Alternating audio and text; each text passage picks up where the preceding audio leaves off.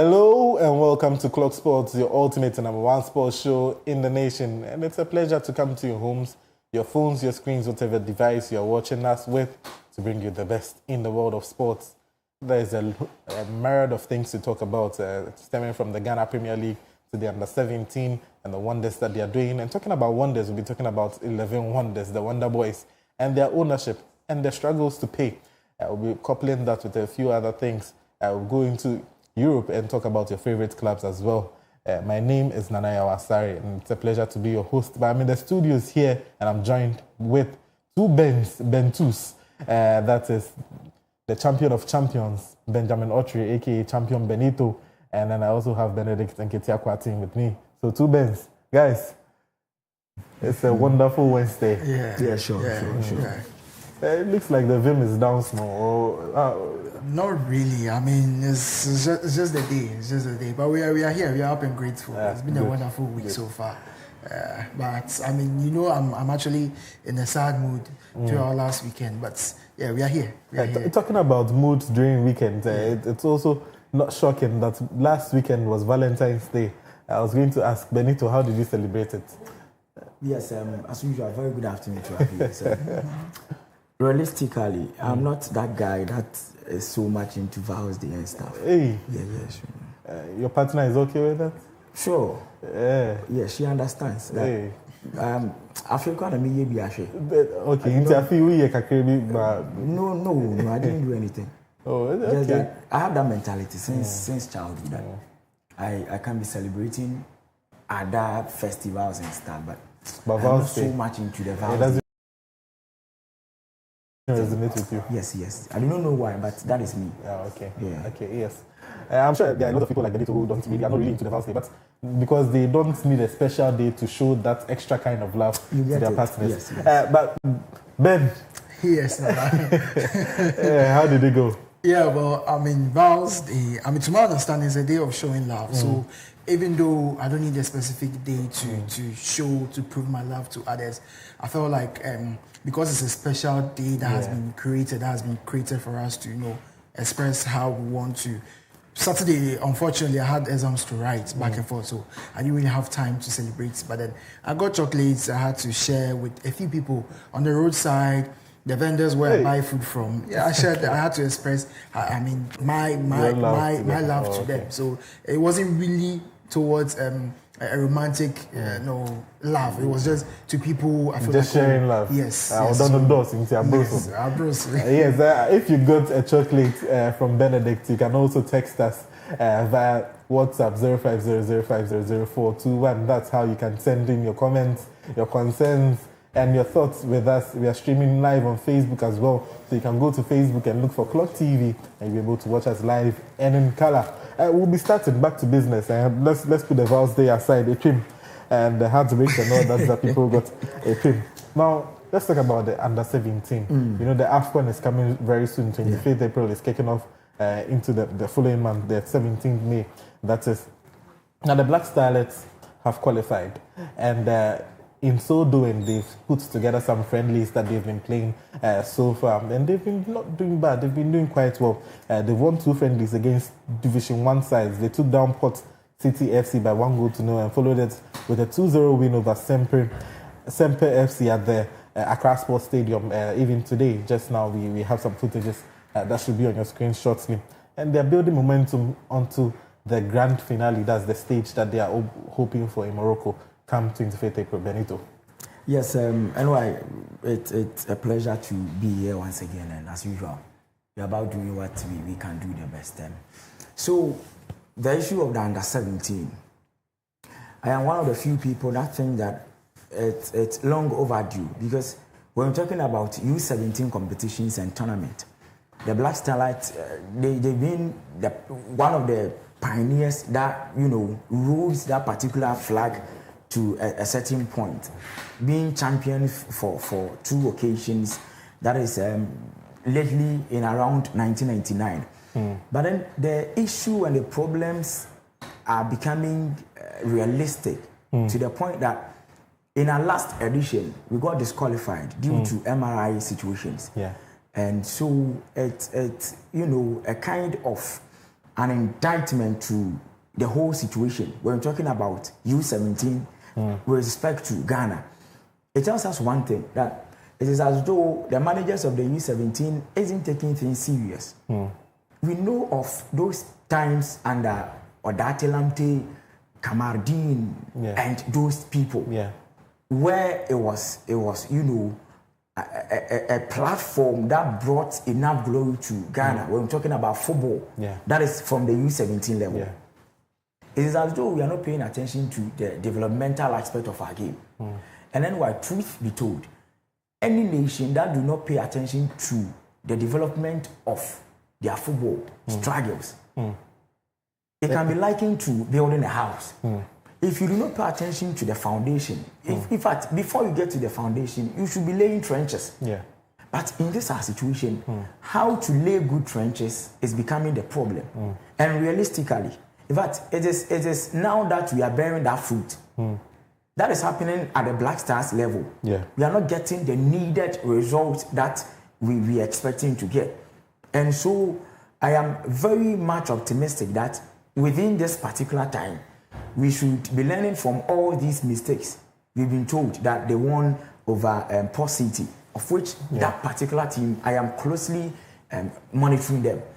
And as of now, they are still leading in that particular zone at the Division 1. They won by a lone goal to nil. Exactly. And so if you are a team and preparing for such tournament, and Port City is relatively one of the teams in the Division 1 that has average young players. Just that I know that they have players that are older than the 17 years and stuff. But averagely, they have quite a young team profile. Exactly. And so it would be of help for the U17 side. And unfortunately, I do not monitor that particular game. But the Port City team I know obviously would give them that needed competition. Exactly. And so it's of no news to me that they were able to beat them by 1-0. Because that Port City team that I know, very compactable, very intact, and you know, it's an all-round team with their goalkeeper in Aziz. They call him Spider because of his exploit, his reflexes. Exactly. And so it's a step in the right direction because we last went for that particular tournament in 2017. It's quite a long time. Because Obi are a pioneer. Now it doesn't speak well of us. And me, our president, Keto Krekuda, I know, he's a man for development. We've known him for that particular thing. That is his legacy, I should say it that way. How to nurture talent and develop talent. It is clear and evident. But why is it that now it's not being evident? That has been the problem. In a youth I think we should get closer to him and probably finances. Because it was the major reason why he formed Dreams FC. He is having still believe they are all academy-minded clubs. It tells us that he is much into developing players. But I don't know, in recent times, most especially under his regime, I know the Black Queens are faring very well. The Black Princesses are doing well. Most especially in the women football, he's raising certain standards under his administration. But with the developmental stages, talking of U17, U20, problem B, we need to get answers to them. Benedict, we've heard from Benito. Let's hear from you as well. The under 17. Yes, Benito has, actually explained into details one of the key problems when it comes to the under 17. But then, one of the major factors I want to look at is the defensive, part of the team. When you talk about the attacking side of the U17, they are very good. I mean, you can tell from their friendlies. They've been scoring goals. Their game against Nagod FC and then True Democracy, they won by 3-2 and then 4-2 against True Democracy. But then you realize that they conceded more goals. Against Nagod FC, it was 2 goals. True Democracy, 2 goals. So that means, yes, the attacking powers of the team is very good. They are tactical, they are technical, they are able to convert their chances. But then again, they are also receiving goals at the end of the game. Realize that this is likely to create a problem because when you face a team that is more clinical, that is more able to score more goals, you can tell that they'll be able to win because probably their defensive is better than their defense team is better than ours. So I just want to look at the part of defense when it comes to the U17. I hope we can do something better over there. And like Benito Riley said, for a national team to flourish, for us to have a better national team, it stems from the younger boys, the younger players that we have. So if we want to have a better national team in the years to come, I think Ketokreku and his team must also invest in the U17 because yes, he's doing very well when it comes to the women's team. He's investing so much. We can tell evidence by the games they played recently against South Africa. They won by 1-0, which has earned them the qualification and all that. So let us also push in that kind of resources, that kind of attention to the U17. Yes, we have the men, we have people. I learned they got in the second batch of they are scouting more young players, and they got in the second batch to come to the camping grounds. So they are still doing it, but then we need them to invest more, put in more resources, pay much more attention, and then I think we'll be good to go. That is it. A clarion call to Ketokreku and development staff of the Ghana Football Association and how they ought to develop Ghanaian football, especially from the grassroots. We've seen it from the likes of Morocco, especially in 2016 and upwards. They invested heavily in their youth football. By 2020, 2022, when they went for the World Cup, we actually saw the exploits that they did, going all the way to the semi-final. If Ghana can actually emulate good practices, then we expect good results or better results, because when it comes to the talent, as Benedict was saying, we have the men, but it's left with the resources to combine with the men to make sure that a whole beautiful meal is prepared for Ghanaian football. So we'll end the under-17 there. But just to, it looks as though we've hit a little bit on the negatives. Benedict mentioned that they played against True Democracy, conceded. They played against Nagod, conceded 2 goals as well.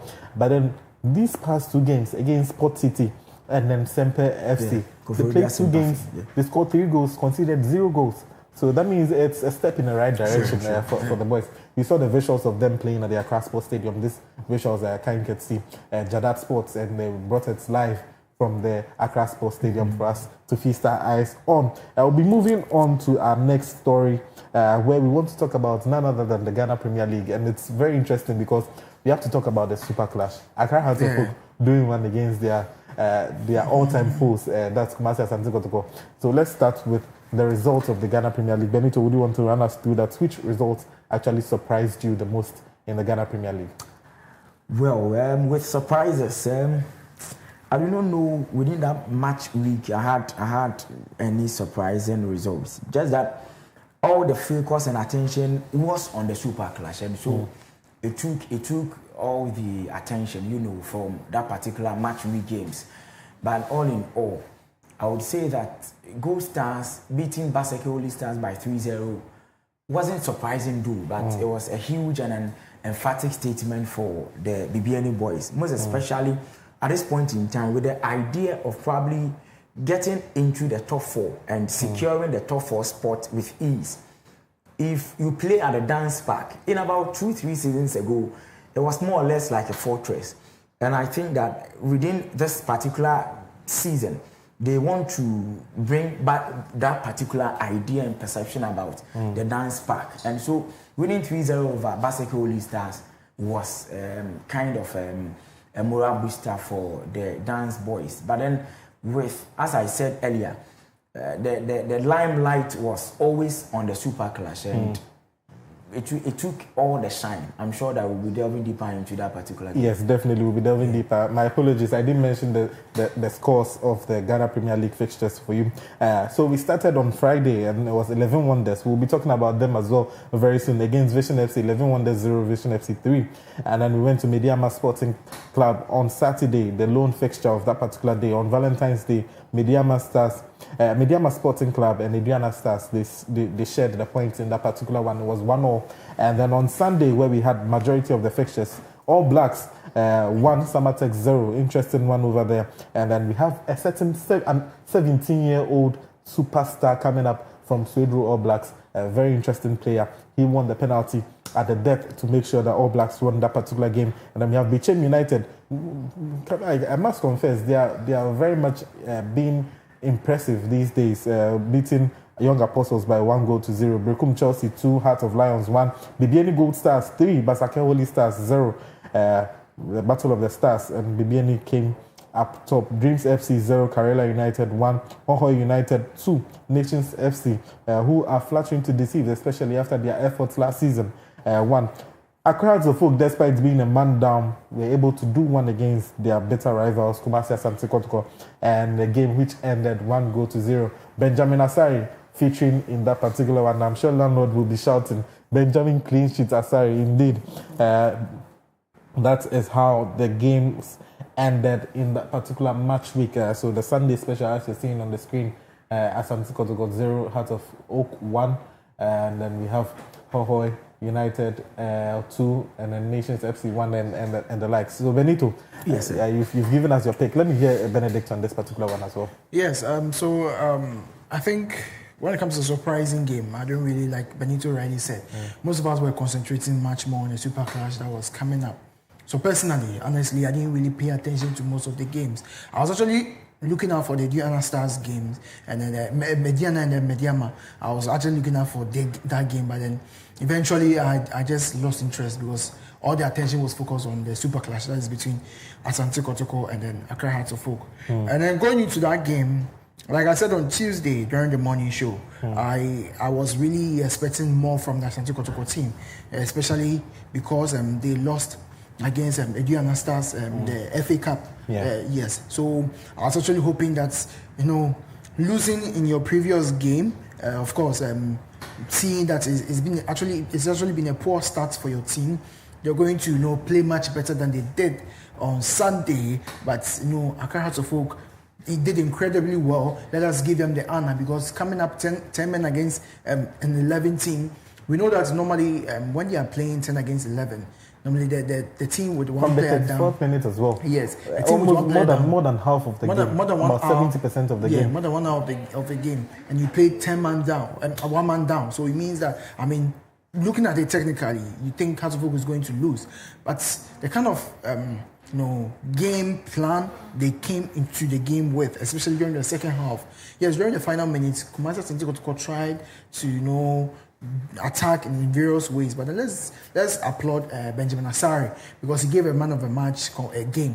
We saw some of his saves. It was incredible. We're actually looking at, this is Benjamin Asari. Is he the same person? Yeah, he's a clean sheet man, but then not against Asante Kotoko. He made a lot of good saves, some rebounds, some balls we thought he's going to punch it out. It's as if his decision making when it comes to balls coming on him is improving. And we like that, because heading to the World Cup, a lot of people are actually saying he wouldn't be our number one goalkeeper, even though he is at the moment. But then I think he's doing very well, and he's proving that he needs to be the number one goalkeeper. And then the teams, Asante Kotoko, I must say I was quite disappointed by the result. But this is the love of the game. This is what happens sometimes. Kamara, I don't know what he was going to do at the front. Kamara, since we are talking about Kumasi Asante Kotoko now, Kamara at the end of the game was left at the stadium. He was seen sobbing and crying for his mistake that led to the goal. And after this particular goal that you call it maybe being a blooper, an erratic goal, an erratic performance, let's say, from Kamara's point of view. Now, this was the only time that Accra Hearts of Oak seem to have peppered the goal. That is, after they were taking a man back, they played defensively. Just look at Kamara. What were you doing? What was he doing? What was going on in his head? Yeah, that was a question I kept asking myself. An experienced goalkeeper. And Benito, we've heard stories about Kamara and some of the things that he does off the pitch. Is it now playing into his performances on the pitch? But I think let's not just blame Kamara too for how he played. You do see the defenders. I don't know if our producer can take us back to the goal. Did you see the defenders? Their positioning. I was wondering. Yes, Kamara made a move, but I feel like he made a move because he realized that his defenders were not in the right position. What led to the goal? Look at that. Defenders are supposed to mark the players, but then look at the issue is you know, the Hearts of Oak players started from an offside position. But then before the ball was crossed in, the player from the right fullback position already went in and played everyone onside. So the centre backs in front, knowing that everyone is supposed to watch them. Offside. Yeah. Now the player, just look at the right back, rushes in before the ball is played, and just there, he plays everyone onside. I think it wasn't his fault. It was because the player came in, the attacker came in, so he wanted to cover. No, but what you do is that you trust your centre backs. Yeah. You look at that's why we call the number 5 the last man. Yeah, sure. You look at him when it comes to the organization of the defense. You don't rush and take things into your own hands. If he had just stayed a little bit disciplined, a little bit tugged in, then he would have avoided this particular one. It would have been an offside and a restart. Because prior to that particular goal, Kumasi and Asante Kotoko were doing very, very well. Accra Hearts of Oak came back into the game. Even despite being a man down, they were still playing very well.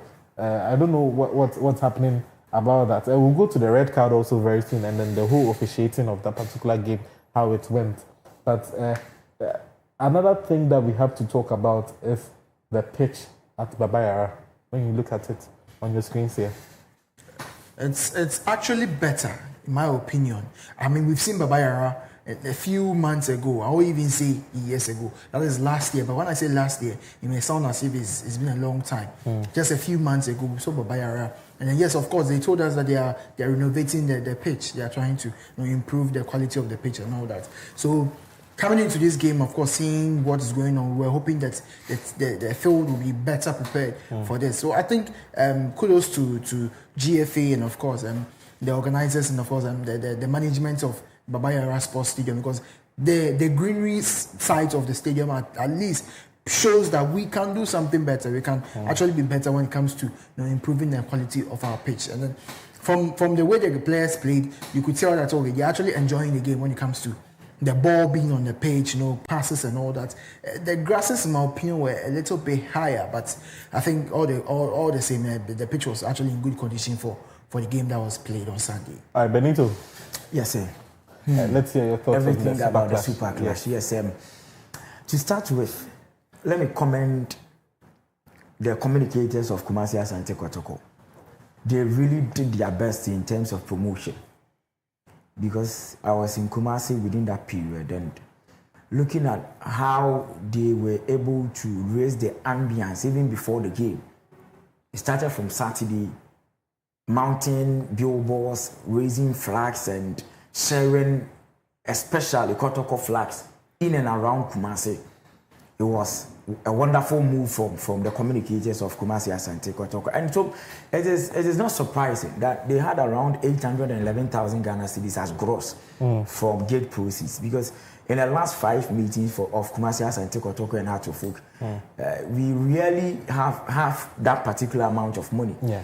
And so it tells us that when the needed efforts are put in place and the needed things, I'm saying needed because talking of quality of play, I do not know of anyone's opinion, but to me, in the last 10 games I've watched involving Kotoko and Hearts, this was one of the best performing game I've witnessed in the last 10 games. In terms of the refereeing, in terms of... We're talking about the referees aspect, but I'm talking of the competitive nature of the game. Okay.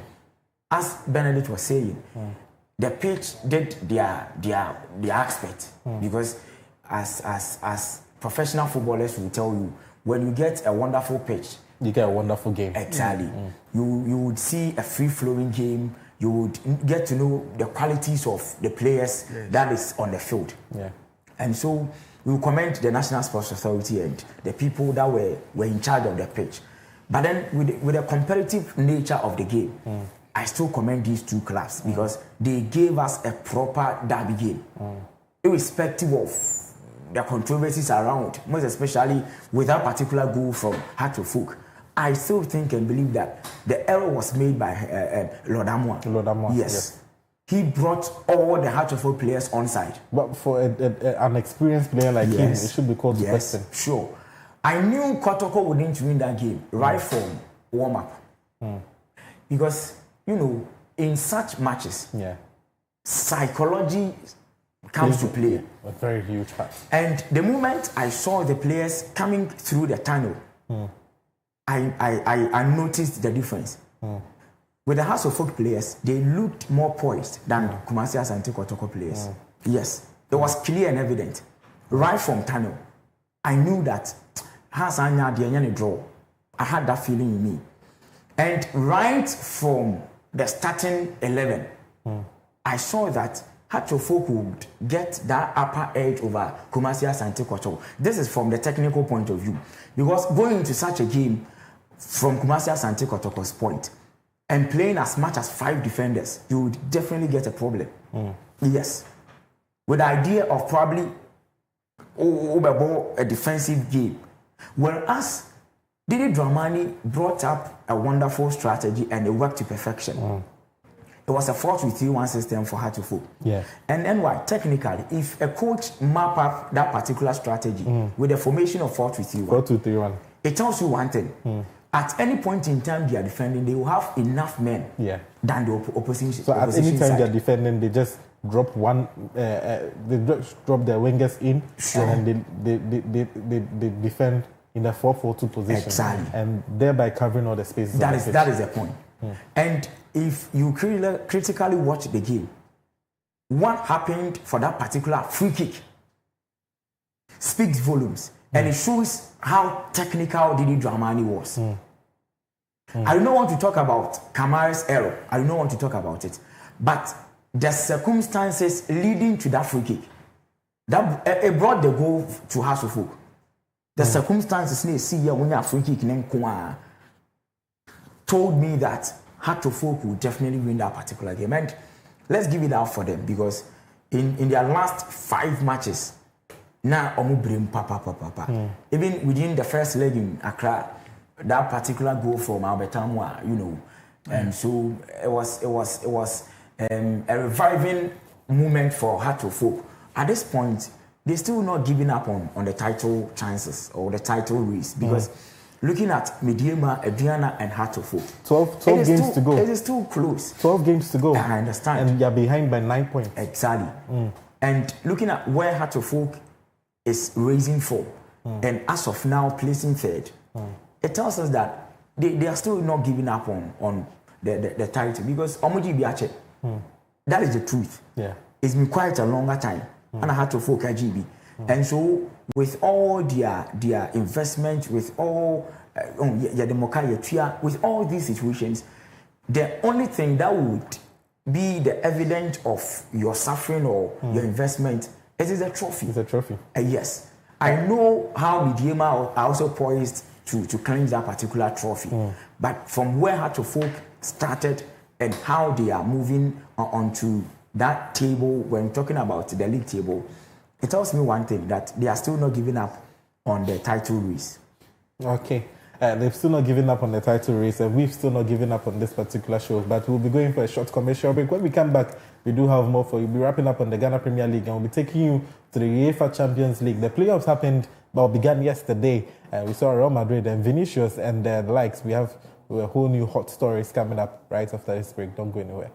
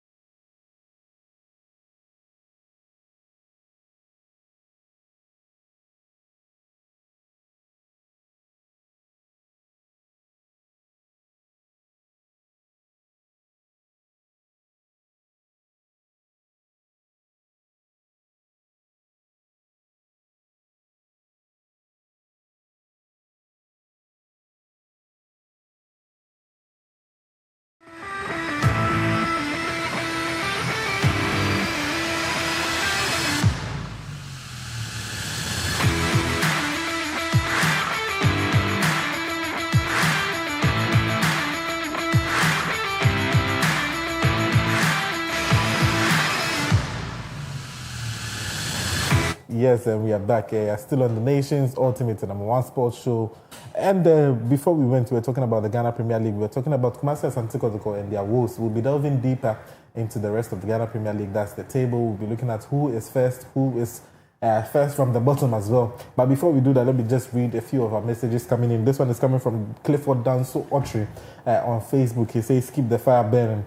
And this one says that, hello, Nana, I'm Kumi, watching live from Nungwa. Good show, guys. This is also Nee from Dansuman. He says, the pitch issues by this time there, Ghana, God help us. But we're not talking about pitch issues. We're saying that the pitch had improved. A lot of people, once they hear these things, they immediately break into defensive mode. And this one says, hello, good afternoon. Thank you, guys. And then God bless you all. These are messages that are coming in. You can also keep a message coming in by texting us on WhatsApp 050-050-0421. 050-050-0421. Let us know your thoughts. Let us know your comments and everything that you think about this particular show. Benito. Yes, sir.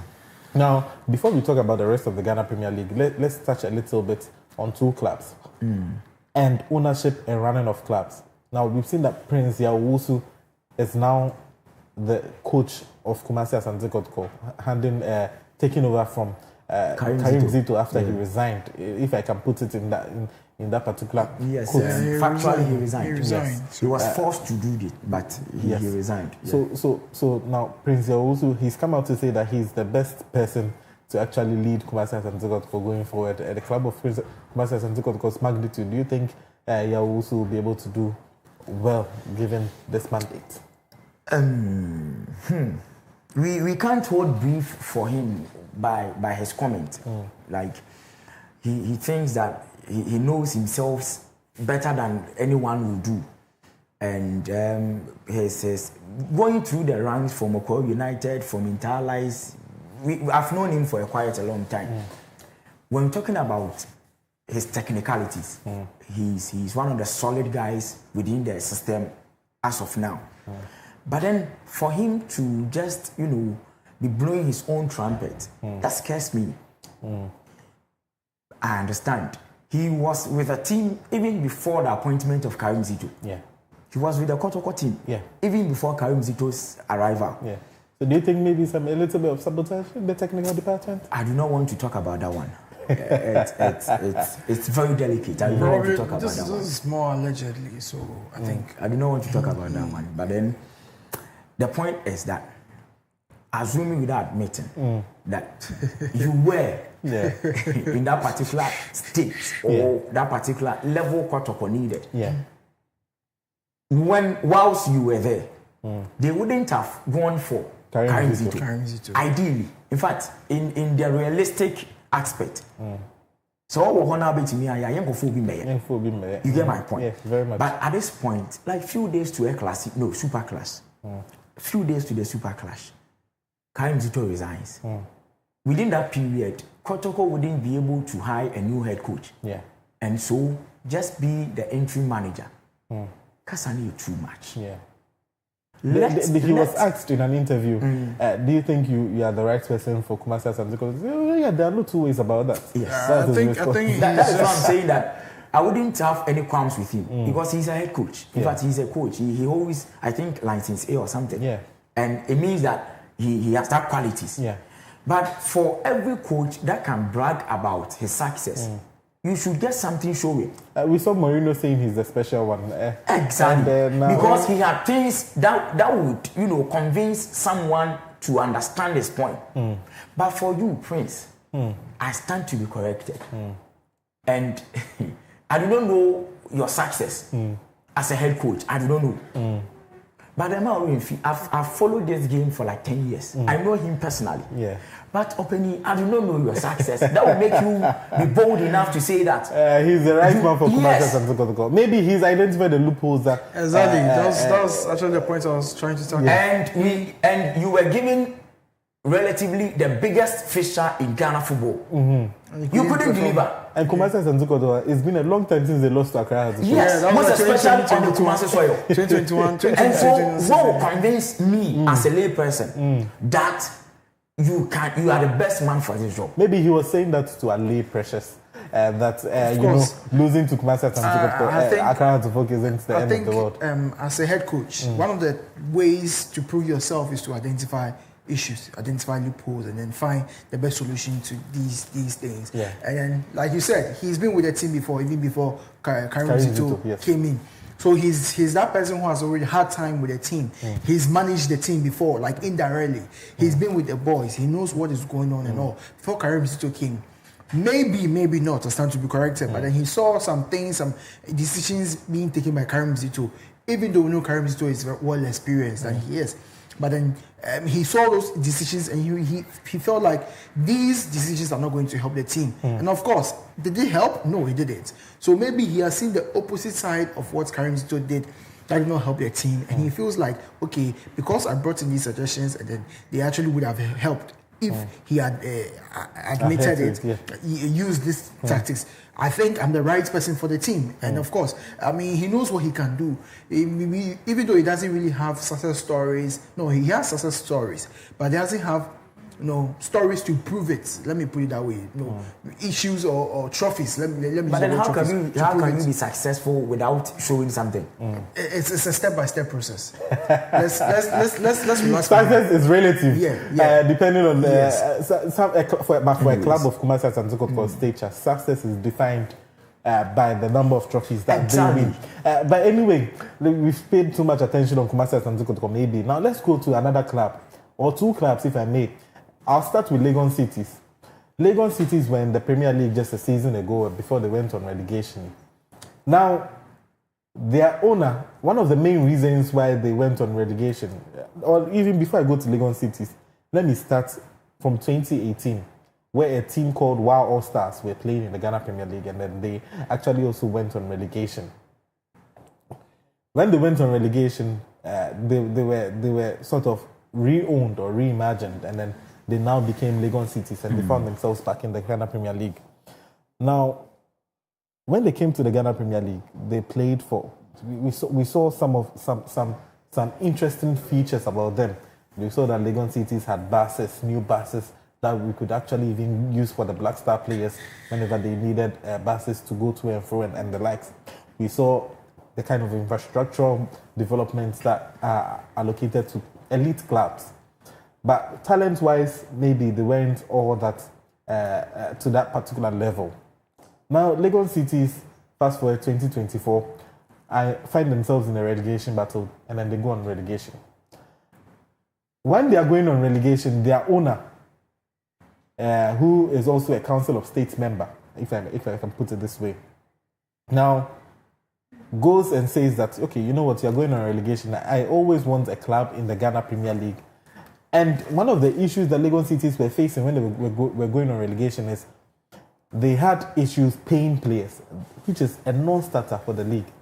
A non-starter at all for the league. Now, because if you have issues paying players, what they are going to use for their daily bread, it's even a red flag. The FA should actually put some sort of sanction on you as a manager or as an owner of the club. The FA didn't do anything. Now, Legon Cities are relegated. Fast forward, the same owner goes and then a club called 11 Wonders and now goes to purchase them, the Wonder Boys, as we affectionately call them. And now after purchasing 11 Wonders, Techiman 11 Wonders, now you now own the team now. We should think that maybe you saw some issues with Legon Cities and in terms of the payment of players and the likes. So you are now curbing those issues. And prior to the season beginning, you are also given 1 million Ghana cedis. We don't say that is enough, but at least 1 million Ghana cedis, when you look at the squad depth of the players, you can at least say that, you know what, in a month, I'm going to pay every player not less than 3,000 Ghana cedis. We've done the analysis, we've done the calculations here, Benito. You didn't do that. Now, Legon Cities, the same issues that they faced, Techim and 11 Wonders, or now 11 Wonders, are facing the same issue, lack of payment. And then the FA is silent on this particular issue. My point is the FA being silent on this particular issue. Now, Their owner, who is a Council of State member, I'll just call him RKA, because those are the initials of his name. The FA is aware of this, that there's a historical issue with this particular person owning football clubs. He's There's nothing incompetent. being done about it. I'll start with you, Benito. This issue. Legon cities, let me start from that particular tangent. I should say that they brought entertainment to football. Yeah. Because paying huge sums of money to certain celebrities to be performing at their match day Half-times and all yes, yes. With all these business ideas, I felt that then they are bringing something new on board. Something that will, propel the brand Ghana Premier League to the next stage. But there is this problem: maintenance and continuity. How to maintain that particular thing they started was the problem. I don't know what happened. Maybe from the funding, maybe from any other thing. I had friends that were playing under that particular regime. And then why? It was so symbolic that they can go like 3-4 months without salaries. Meanwhile, at halftime, someone was performing at halftime and receiving huge sums of money. I was like, wow, is this thing a show or what? Maybe it was misplaced priorities. It is misplaced priorities. Because you wouldn't pay like 100,000 cedis for someone to perform during halftime when your players are still not being paid. I know what I'm talking about, and it's a fact. These things are open secret. And there was no way that thing was going to be sustained.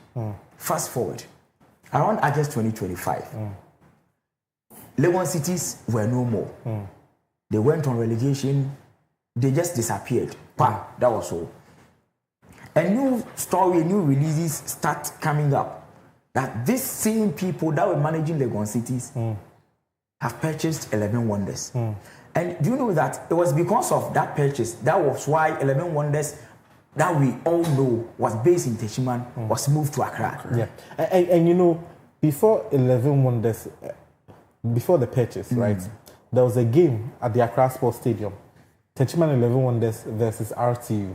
That was the defining game, whether 11 Wonders were going to be promoted to the Ghana Premier League or were going to be relegated. Immediately, 11 Wonders were promoted or won that particular game. Within a matter of days, that's when the conversation about ownership started. Exactly. And I was kind of disappointed in the people of Techiman because this team was more or less like a traditional club for the people of Techiman. Yeah. I know that at some point their king was, managing the affairs of the club. I do not know what happened for that swift decision and that swift change. But my point is, do we still have the club licensing board? Do we still have them here? Because right from their initiation, their mandate given to them, all these things fell under their power. Obi, I want to meet your player. And in fact, those people had the record, it was clear. Anna Benedict, you see, incompetence. English language. It was clear that these people were incompetent. How to manage a football club? How then do you accept them? With their transactions with the 11 Wonders people, I have no problem. But for them to be in the Ghana Premier League again, let me say this thing, maybe it will sound harsh or something, but at this point, 11 Wonders needs to be expelled from the Premier League. It's a disgrace to the Ghana Premier League. Because a lot of people have also come in to say that, Benedict, you take this one, that there are issues of match fixing that could be in and around 11 Wonders. Because why then do you need a team at all costs in the Ghana Premier League? Yes. And when you look at 11 Wonders, and then the games that they are losing these days, it's absurd. almost as though you can just go to the bet shop and then say that I'm betting for 11 Wonders to lose, and then you're going to have your money. And this is going on over and over and over again. And no one seems to talk about it. Meanwhile, we want to make Ghanaian football more attractive. Benedict. Yes, it's quite unfortunate that this is happening because, I mean, when you look at, like Benito rightly said, Lagos cities, when they came into the limelight, we were all excited because, I mean, we kept on asking, who are these young men? I mean, they play with so much enthusiasm. They play with so much fun. And then they were almost always winning their games. They were very good when it comes to playing in the competition. But then it got to a time, realized that these boys were fading off. And some of us didn't really understand. I mean, we know there are issues that comes with every club. I mean, it's normal in the Premier League and all. But then later on, we got to learn about the finances parts where they are not receiving their salary and all. And then we know these things can actually affect the morale of their players. So unfortunately, they had to be relegated. And then this is when the owner moves ship to 11 Wonders. And then, like you said, the match fixing issue, honestly, I kept on asking myself, what is there that this owner cannot invest in Lagos cities that he wants to invest in 11 Wonders? Exactly. Because if you would watch Lagos cities to be relegated and you jump ship right from Lagos cities to come to 11 Wonders because they are in the league, that means it raises flag. It's not just a red flag, it's a red banner itself. Because I was wondering, and then you could tell, like you said, some of the games that they will lose, Lagos 11 Wonders will lose, and then you just be wondering what has actually happened. Is it that these boys are not motivated enough? Is it due to probably match fixing?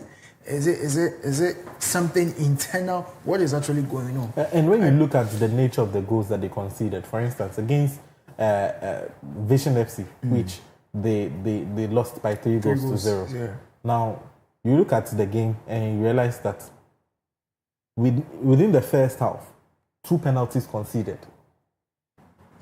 2 penalties conceded within the first half. It tells goalkeeper diving the wrong way. Yeah. Both penalties. I'm saying that maybe this is out of a vacuum. Yeah. This is maybe I'm just thinking too wild. But when you look at the pattern that is coming for a club like 11 Wonders, it just keeps on repeating itself. We need to really look at things. We need to really look at things. Unfortunately, our officials, I don't know, but they are turning a blind eye to such a matter. But the spectators, we the fans, we see what is going on. Apart from that, let me just add this too. The game before that as well, they played against Young Apostles at Young Apostles' home. Now, first goal happened within 30 minutes. Second goal, guess what? Another penalty. Yeah. Third goal around the 71st minute. These are games that we are picking. They are past 2 games. So it looks as though they know that they are going on relegation already. The game before that, guess who they played?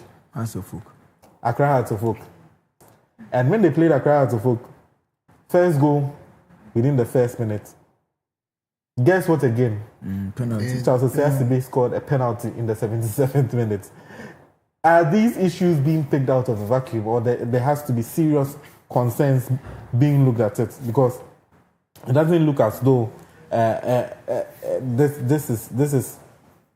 this is clean, or it doesn't look as though this is something that is normal. They won their game against Holy Stars, so I think it raises a lot of red flags, red banners.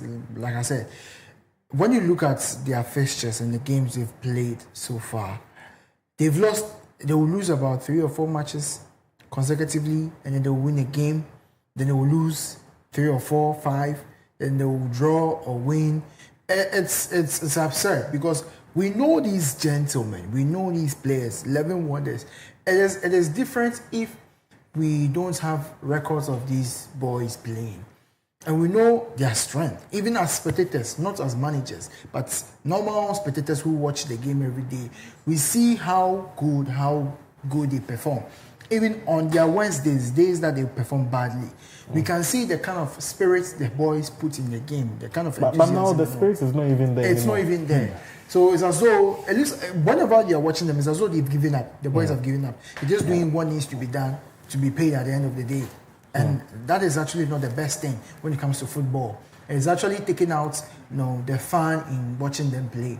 And I don't think right now the citizens in Bono, Techiman, will even want to watch them anymore. One, you've been taken away from their home grounds. It's no more owned by them. Two, they are losing games. Where is the fun in watching your team go play in a game that this is a game that my boys will win? It's a no-brainer. But then again, they will disappoint. And then when you look at the way the goals are conceded, first few minutes, first 10, first 20 minutes, first 15 minutes, and then the second goal will come, penalty, and then it's sad, it's heartbreaking. I don't know what needs to be done, but I think the FA and then of course our managers out there should take a look at 11 Wonders. Probably there is something going on more than we can actually tell from our view. Probably there is something going on more than we can tell from our view. That's how we wrap up the Ghana Premier League and our analysis. Now we'll be moving on to talk about the Ghana Football Association's president and his recent comments that he said about Thomas Partey. He says that the Ghana Football Association is forever or still with Thomas Partey. So far, there has been fresh charges against him. He was contacted and he said the Ghana Football Association can never sleep on a player like Thomas Partey, and he's in the right frame of mind, or he has a strong mentality, despite what we've been reading online. These are the words that came out from the mouth of the Ghana Football Association president, and that's how he talked about Thomas Partey. Thomas Partey in the news once again, 2 new charges of rape against him. And why it's becoming very critical because whereas fresh ones are also popping up. But with that particular statement from the Ghana Football Association president, that is all what needs to be done. Just backing him and providing that needed solidarity. Because, truth be told, we would need this guy's services at the 2026 World Cup. Yeah. With his profile, as of now, we are yet to have a player that can fit in directly to Partey's profile. We've seen Partey as the constant figure. Sometimes Sally Samet comes in, sometimes Baba Idrisu comes in, Elisha Usu comes in. We've seen several players that we are experimenting to, get the best out of them. But constantly, Thomas Partey has been seen. And going to that Mundial, and with all these things surrounding him, psychologically, it would definitely affect him. And the saddest aspect is that even at Villarreal, as of now, his current coach doesn't see him to be up there. Within the pecking order, he's on 3rd or 4th. It tells us that something is really wrong. How to deal with Thomas Partey and those rape charges around him. I said this earlier, that whatever thing Thomas Partey is going through can happen to any man at all. Any man at all. But until he's proven guilty, we can't just chastise him like that. But then at this point, I am thinking of his psychological well-being. Adiachi and Weaba, going to and fro at the courtroom, we need you on this day, your appearance here and stuff. We are just behind him as Ghanaians, that he would be pronounced free. And then, we are seeing he wasn't at fault as it's being reported. But at this point, if the Ghana Football Association can play an important role in helping him out of all these situations, it would help us, most especially going for the World Cup 2026. Most especially going for the World Cup 2026. Benedict, one person that we know for sure that can play a very good role is the lawyer for Benjamin Mendy in that particular case. And then in his own rape case or rape allegations that were given against him, Now, that same woman is the lawyer for Thomas Partey, and hopefully, or Thomas Partey hopefully seems to look as though he's making very good grounds, because in the previous case leveled against him, we were being told that two of the women dropped their charges and said they weren't outrightly true, or we're not interested in following the case, whatever may have prompted that. Now, Thomas Partey has offered, or is now under the services of this same woman who vindicated Benjamin Mendy. I think Thomas Partey, he's actually going through a lot. Yes, he looks very strong out there, and then I just want to say that we actually support him. Yes, I mean, we know these are all allegations, and then they are trying to handle the case and all. We don't really know the details of the story. I mean, who is speaking the truth or not, but then facts are facts. And that is what the lawyer is trying to do, prove that these facts presented by these ladies are wrong and the facts presented by Partey is right.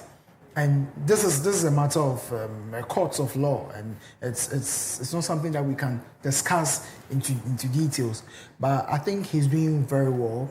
It has affected his game, honestly, when it comes to Villarreal, because he's no more playing like the way we were expecting him to play. He doesn't really get minutes like that, but he's still strong. Whenever he gets a chance to show what he's capable of, he's able to perform and, of course, make a mark. And going into the World Cup, I think this is something is going to affect him. Let us be honest. It's going to affect him in a lot of ways. And then waking up and then knowing that there are 2 more cases coming up, I won't be surprised if others come up again, because I feel like it is becoming a normal thing on him now. But he has a very good lawyer, and we know that at the end of the day, the truth will come out, and then he will be vindicated, hopefully, very soon. But going into the World Cup, I know he's preparing towards that too, because he knows that we need him. He's one player, we need him very much. He knows, we know what he's able to do, we know his capabilities. I mean, his defensiveness, very good. He's up there when it comes to attacking. Even though he's not an attacker, he's very good when he gets a chance. Holding the midfield, it's actually good. So we know that Thomas Partey is one of the men to be able to hold a team, and he has played with the English team. He has played against English teams for some time now, and he has played with English clubs for some time now. So he knows them. And in our group we have England, so we know that he's able to understand the English play. He might be able to share some wisdom to the players, but we need him on the pitch. So hopefully this can be solved as soon as possible, and he'll be vindicated, so that we'll get Thomas Partey back as he used to be. All right, so hopefully we hope to get Thomas Partey back. And this is coming from Paul from Medina Estate. He says that we Ghanaians stand with our captain in this difficult time, and then also women always give us a reason to learn from them. Be careful, guys, always. This is coming from Paul from Medina Estate. We don't intend to make this a whole man versus woman saga. But messages, keep your messages coming in 0500500421. The numbers are 0500500421. You can also drop us a message on Facebook and on YouTube as well. When you go to Facebook, you search for Clog TV, you'll be able to watch us live and in color. So now we'll be moving on to the Champions League, and we know that yesterday, interestingly, Real Madrid were in the news for the right reasons, if I may, and football also was in the news for the wrong reasons. I say that because of the racist chant or racial abuse that Vinny Jr. was subjected to in that particular fixture against Benfica. But yesterday, the fixtures of the playoffs were as follows: Monaco 2, PSG 3. Monaco were leading by 2-0 until PSG came from behind to actually beat them 3-2. Galatasaray 5, Juventus 2. Interesting one over there. And Benfica 0, Real Madrid 1. We have Borussia Dortmund 2, Atalanta 0. Today we'll be witnessing Karabakh versus Newcastle United in an interesting fixture. We'll also be getting Club Brugge versus Atletico de Madrid. And then we have Bodo Glimt versus Internacional. Inter Milan, how the mighty has fallen. Last season, They went all the way to the final. This season, they're struggling to even make it to the playoffs. And then we have Olympiacos versus Bayer Leverkusen. These are the teams that will be making the rounds in the Champions League, the next 16 if they should qualify.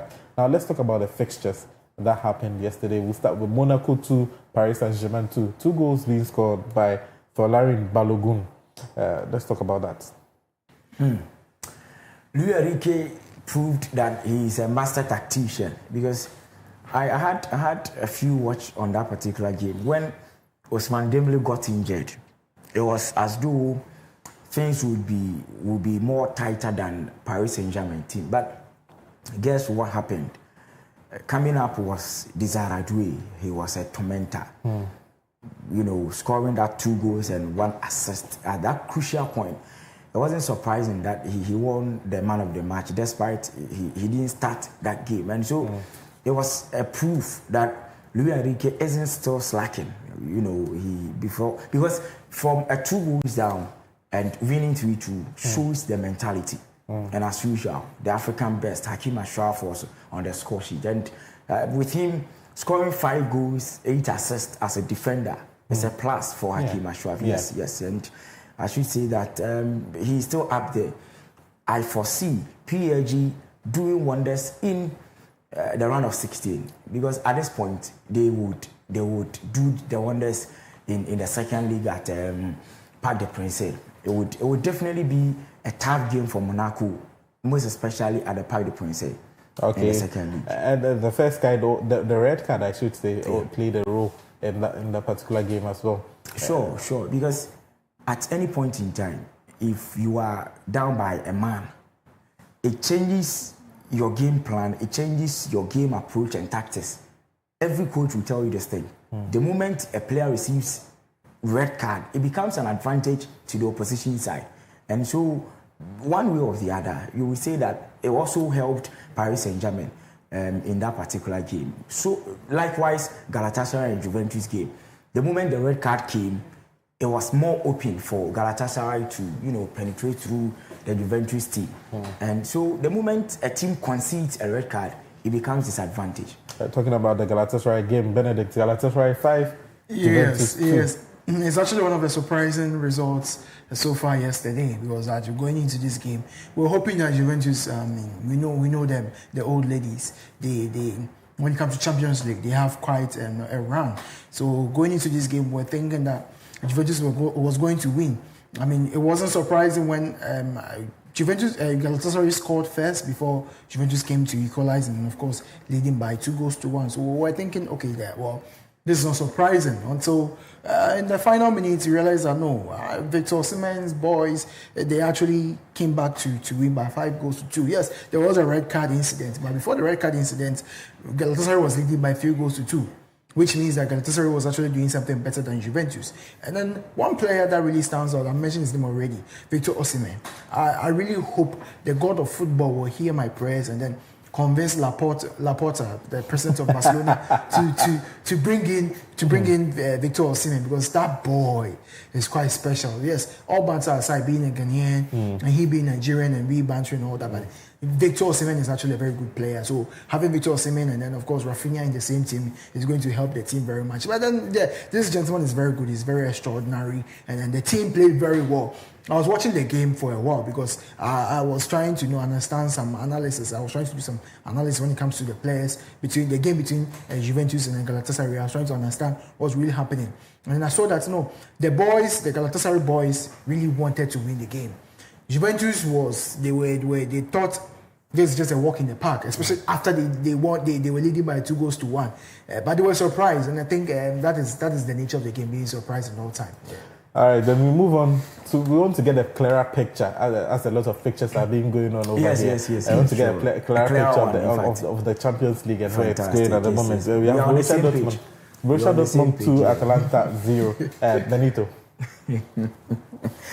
Yes, Borussia Dortmund, I was happy for Seo Grassi opening the scoring sheet. Minutes, it was lesser than 3 minutes, and then I knew that Dortmund would definitely win that particular game, most especially at the Signal Iduna. They've recently been inconsistent, but in the Champions League, the moment you enter into this phase, the only option and the only advantage for you is to win the first leg. Yeah. If you're able to win the first leg, the second leg becomes a mere formality, and it will definitely happen. Atalanta at Bergamo winning the second leg, I do not see them probably advancing at the expense of Dortmund.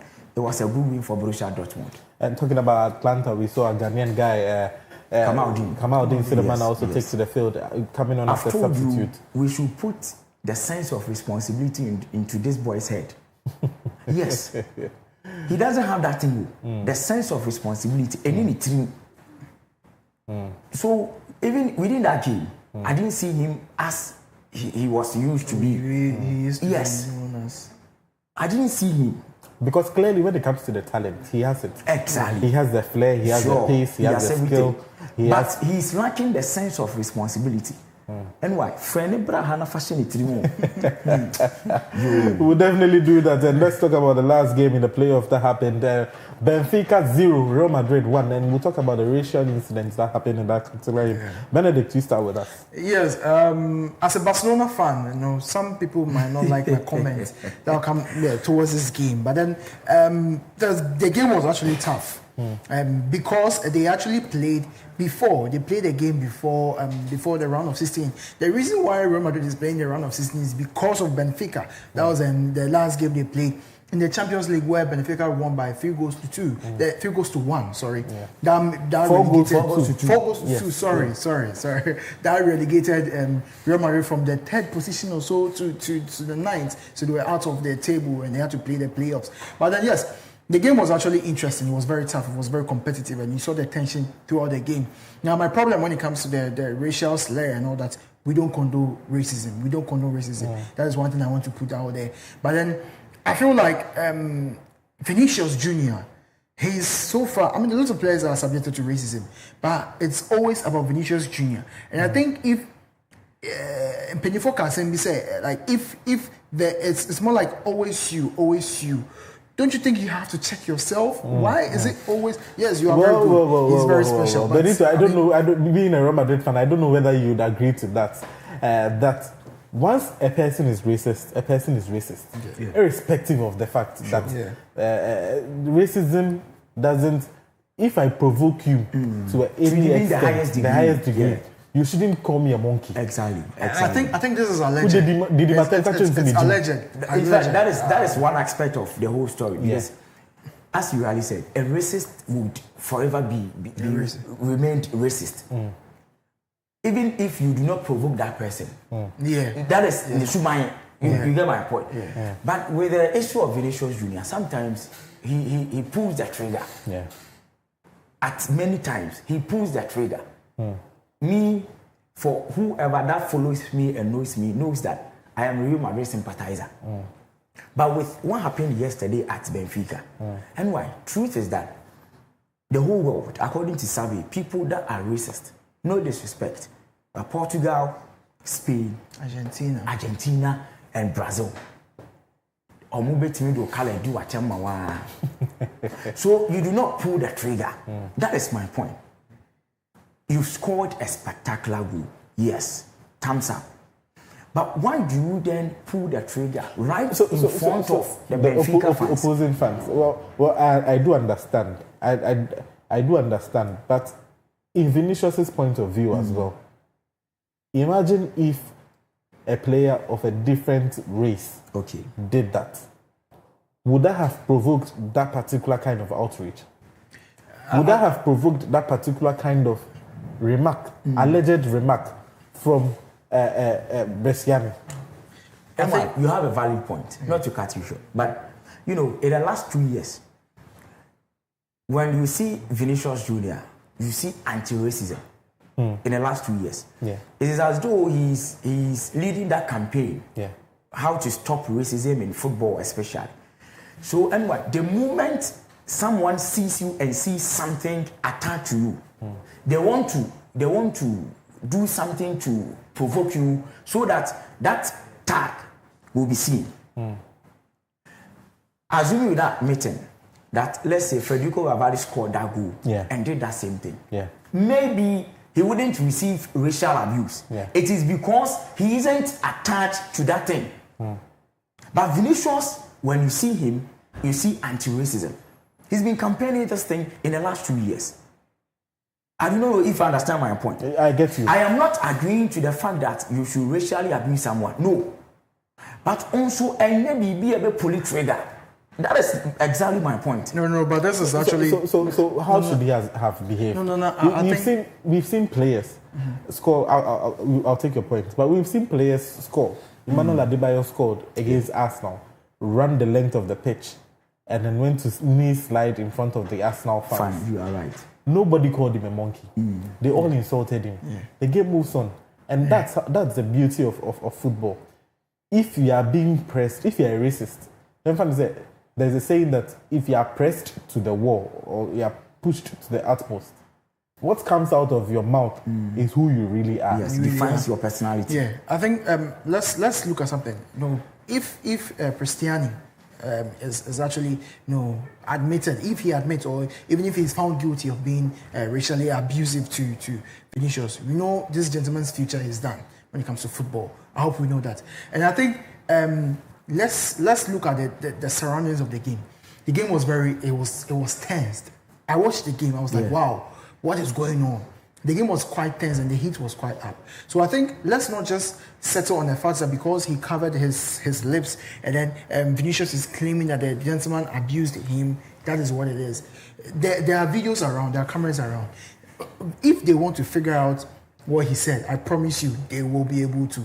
They will do that. So let's not focus on what he said because we don't know what he said as at now. Mbappe was saying that he heard him saying it. But when you watch the videos, most of the videos that came out, when a gentleman allegedly called Vinicius monkey, Mbappe was standing there, Kamavinga, none of them reacted. Yeah. It was only Vinicius. So how come, if you heard them calling your colleague a monkey, obviously you react. So how come you didn't react? But later on after the game, you are saying, oh yes, you heard it. You heard him calling him a monkey.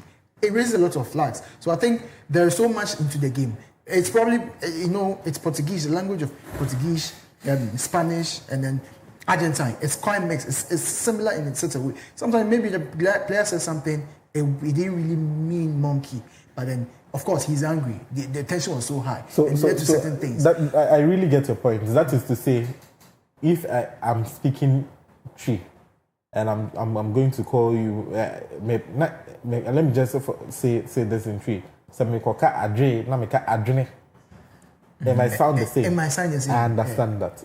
But what was in at the moment for Vinicius to gain by reporting the player that he was being racially abused? That is what another angle that we have to look at it. Because Vinicius is not notorious. He goes through, he receives a lot of abuse, not racial. And he takes it, he plays the game. And he also gives the fans some back. Sometimes he is racial. Yes. He even gives the fans back some. For instance, the last time he was even involved in an altercation was with Diego Simeone. And he also told him something back. And the game moves on. That's how football is. We get angered. But now let's look at it from the angle that what does Vinicius really stand to gain by mentioning that? I think he had to report him if he heard something like that. He did the right thing. But what I'm trying to prove is, what if that's not what he meant or that's not what he said? Because according to the player, he said no. He wasn't calling him a monkey. He was actually saying something else. You get it? So let's also consider the fact that it's language. I understand being called a monkey is quite infuriating and it breaks you if you're not strong enough. Vinicius, he wouldn't get anything in it falsely accusing you. So we know that. And he's been subjected to racial abuse a lot of times. So this is not his first time. But him moving forward to do this, that means that he didn't really like it. Or what if it was the wrong thing he heard? Or what if that wasn't what the gentleman said? That's what I'm saying. That let's consider the players around him. If Camavinga was the closest person to Vinicius before Mbappe. So if Camavinga didn't hear anything like that, and then you, Mbappe, said you heard it, and of course Vinicius, you heard it, it raises a lot of flags. But then, of course, we condone. Let me make it clear. We condone racial violence, racial abuse amongst players, and even amongst ourselves as human beings. It is not a good thing. We hope that justice will be served at the end of the day. We hope that justice will be served at the end of the day. Let me give you the chance to give your last words because our time is fast spent, and then we wrap up. Thank you very much for having me today. Yes. It's quite entertaining to be back on the screens again. But then, mine has to do with Barcelona. I still feel like we are sad over what has been happening. We lost. There's a Barca fan here, and then there's a Real Madrid fan with here. With 2 points ahead. Yes, articulator. No. What I want you to understand is that Real Madrid is not going to win the league. It's something that I have stated. So that is your opinion. Barcelona is going to take the league. What shoes? And I've said it today. There is no guarantee. No, I've said it today. You can say that Real Madrid can't win. That is your opinion. Fair enough. It's on record. Real Madrid can also win there. Benito, it's on record. No problem. We have James at the background. It's on record. We have our Arsenal man here. James will give us the clearer picture after this particular one. Yes, he's a wonderful photographer. Yes. Tomorrow headlines. Like I said, Real Madrid will not win La Liga. Benedict says Real Madrid will not win La Liga. That is his opinion. And Benito, let's have you. Yes, Real Madrid is winning La Liga. Yes, at this point, this articulator. But tonight I'll be watching Arsenal versus Wolves. Yes, I will be watching the Champions League. I am rooting for Arsenal as usual. If Arsenal wins this, Operation Quadruple. Operation Quadruple. Yes. You're coming back again on your screens on Friday. Yes, definitely. Catch us up. All right, guys, this is how we call it a wrap up Clog Sports, your ultimate #1 sports show in the nation. My name is Nana Asar. I've been doing this with Benedict Nketiah Kwarteng and the champion of champions, champion Benito. This is how we call it a wrap. Arrivederci.